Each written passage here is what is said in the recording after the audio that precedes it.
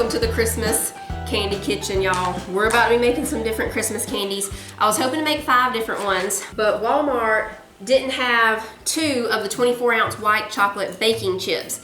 So they gave me 2 of the 11-ounce instead of 4. Like, they should have given me 4 to, you know, substitute the same amount, but that's okay. So we'll do the candy cane crunch one day later on this week or something. We'll go ahead and make the one that we need the white chocolate for first because it takes the longest to set up. It's a Gumdrop Marshmallow candy. And a marshmallows. We need the marshmallows. And also these. Yep, we need those. These are not actually gumdrops, but it's what we're gonna use because Ingles has gumdrops. We finally found them in the bakery section the other day, but they're not red and green Christmas color. They have red, but it looks kind of pink, and the green is like a really lime green. So me and Titus went into one of the candy shops downtown last night, and they had these red and green jellies, so that's what we're gonna use. They're pretty much like a gumdrop. They're just a little bit softer and cube shaped. So we've got some water in this pot. We're gonna get a glass bowl over here.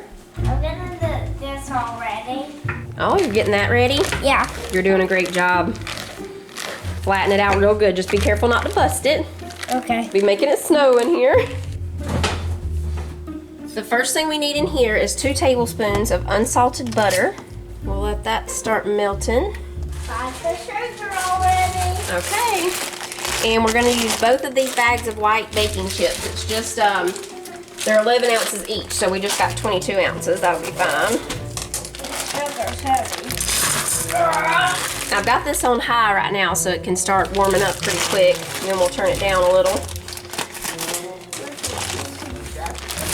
Ooh, it's about to start smelling Christmassy in here, Manny. Why are you using popcorn? It's not popcorn, it's white chocolate chips.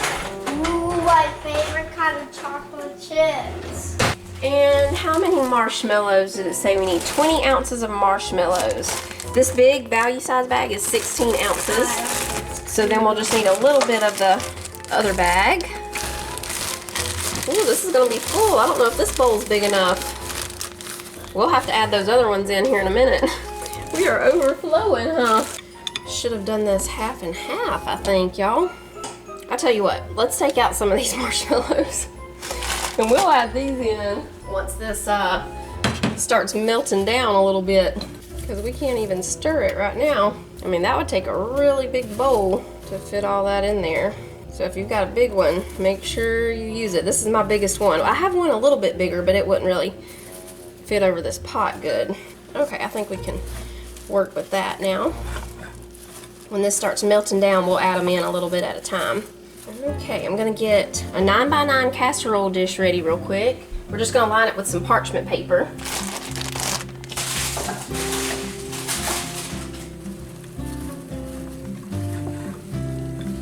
And I think I'm gonna spray my spatula here with just a little bit of cooking spray so it's not wanting to stick to that chocolate too bad. Oh yeah, that's better. Ooh, this candy right here will give you an arm workout, that's for sure. While I'm watching this marshmallow bowl, Sissy's gonna slice the sugar jellies into little pieces for us. I think probably each one into 4 pieces, Sissy. They should cut pretty easy. Here's some sugar jellies. Okay.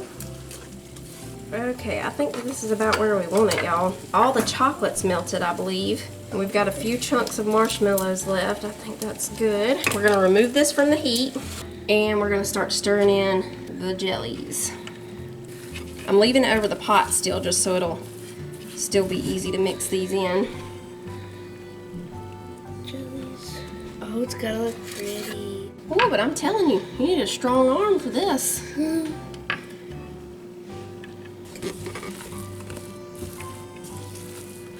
We just pour it into a 9x13 pan and let it sit for several hours, and then we can cut into it. If you make it in the evening, you can just let it sit overnight, but we should be able to cut into ours in before bedtime tonight. I wonder if I should spray this a little. I'm just going to do a very light spray on that. We're going to dump it into this 9x9. Well, this is almost a 9x9, y'all. It's an 8.5 by 8.5, so it's really close. We're just going to press it out. And then And that's it for this one. We just let it sit and wait until we can cut into it, and we'll cut it into little cubes. We'll go ahead and start the candied pecans now. So I have 2 baking sheets here.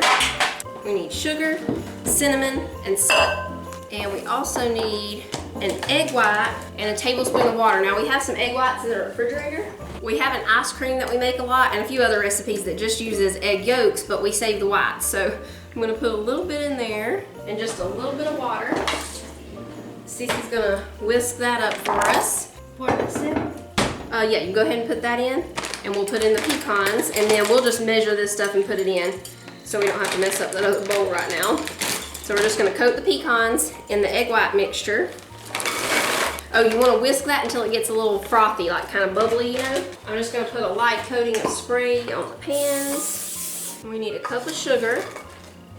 Go ahead and put that in, Sissy. Just stir it all up. A teaspoon of cinnamon and a teaspoon of salt.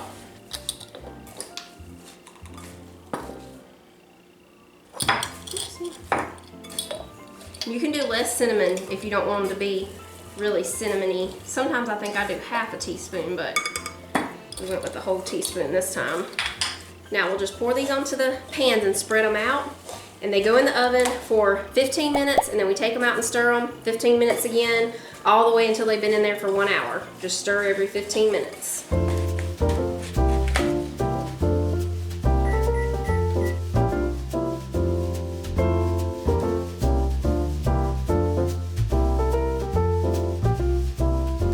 We're gonna start the chocolate covered cherries now, but we have to let the cherries dry for a little bit. So we'll go ahead and let them be drying, and we'll go ahead and make the dough for them and get it in the refrigerator. I'm just draining these over here into a bowl, and then I use a little bit of the cherry juice for the dough too, so we'll have the juice in this bowl over here. Okay, we need 3 tablespoons of softened butter in here, so I'm just gonna put 3 tablespoons in this bowl and put it in the microwave for just a few seconds. So we've got 3 tablespoons of softened butter, and we need 3 tablespoons of light corn syrup. I'm just gonna eyeball that. And we need 2 cups of powdered sugar. And I'll grab a spoon real quick, and we'll get a little bit of this cherry juice. I think I just did like probably just a tablespoon last time. This is a tablespoon and a half, so I won't get quite this whole spoonful. It was just a little bit. Actually, probably half a tablespoon. It seems like it's not gonna come together because it's really thick, but the more you mix it, the more it starts softening up. All right, Cece's gonna wrap that up and put it in the refrigerator. And we'll go ahead and mix up the peppermint patty filling now. We're doing homemade peppermint patties. Again, we need 3 tablespoons of softened butter. So I'm just gonna get this bowl washed up and we'll use it again. All right, we need 2½ to 3 cups of powdered sugar. I'm just gonna start with the 2½. Okay, you just keep stirring that. I'm gonna put in 3 tablespoons of heavy cream. There's 2, 1. And we need a teaspoon of peppermint extract. Almond, lemon, coconut, orange, peppermint. I'm gonna measure this too, y'all, because this peppermint extract, it does not take much. Okay, there we go. And half a teaspoon of vanilla. And that's it. Do you need me to help? Yes. Okay. It starts making your arm get really tired. Yeah. We just did about 1/4 cup more of the powdered sugar because it needed to be a little drier than it was. Okay, so we're just gonna shape this into a little bit of a log, and we'll wrap it up and put it in the refrigerator.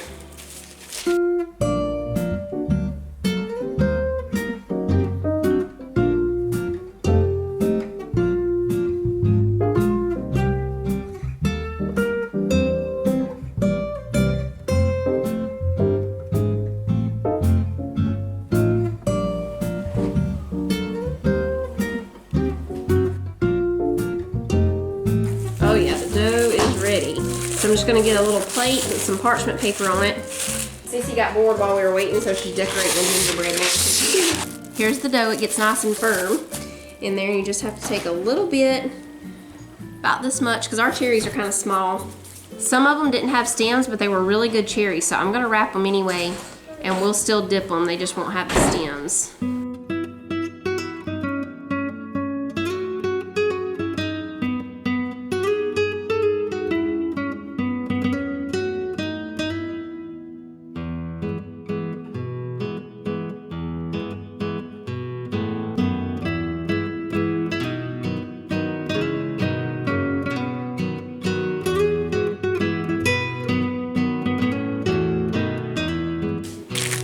taking out the peppermint patty log. We're gonna cut it in half this way. Then I'm gonna cut it in half this way. And then we'll do 5 cuts. 1, 2, 3, 4, and 5. We'll do the same thing with this one.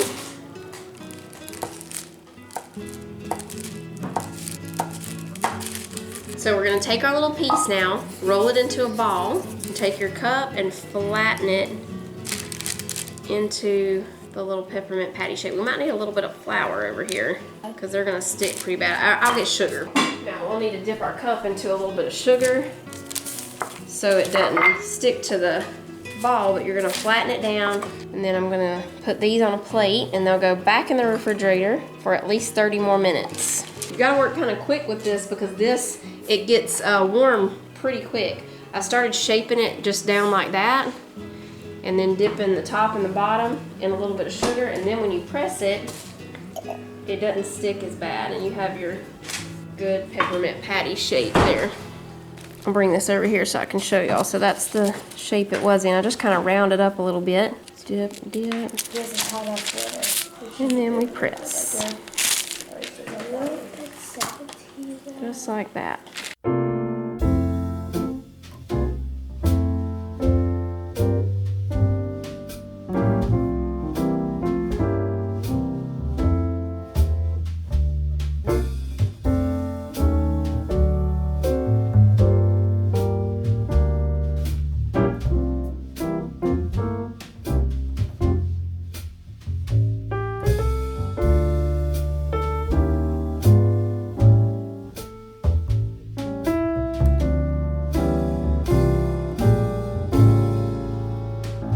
Okay, we got the dishes washed real quick. We're gonna go ahead and start melting this chocolate for the chocolate covered cherries. We've got half a block of that almond bark in there. We're gonna put about a tablespoon of shortening in here. And we'll just heat this for 30 seconds, stir it, y'all know the drill, until it's melted and ready.